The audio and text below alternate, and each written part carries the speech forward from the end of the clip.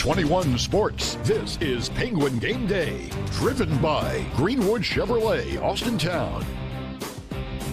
Penguin Game Day starts now. And hi, everybody, and welcome to this edition of Penguin Game Day as we come to you from the Varsity Club here in downtown Youngstown. Happy to be joined by the head coach of the Penguins, Doug Phillips. Coach, you're in the field at 24. We are, and we had to fight through November, and our young men earned that opportunity, and now guess what? We got to earn the right to keep playing. The playoff started 3 weeks ago. You were in that position where you had to get to 8. You were able to get to 8. It wasn't easy. No.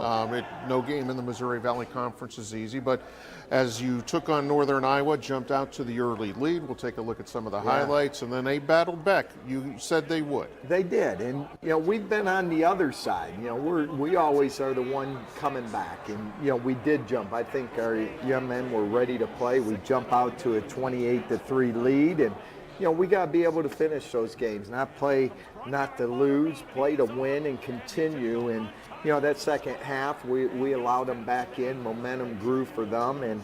But our young men at the end of the game, came up with plays to win the football game. Coach, you played a pretty good first half. I mean, at halftime, you have the big lead. I mean, you're kind of in the position. I mean, and there's, they were going to come out and made some adjustments. Is that a tough position to be in when you're up that sometimes, and as a coach, for us, it's been, as the game gone, we've been mostly a second half team. And, when you jump out and you tell them, hey, we got 30 minutes, it's a 0-0 ball game, we got to go out and fight. And, sometimes you're holding on. We held on, but again, proud of the effort of our young men. And did we make it closer than what we would like to? Sure. Yes.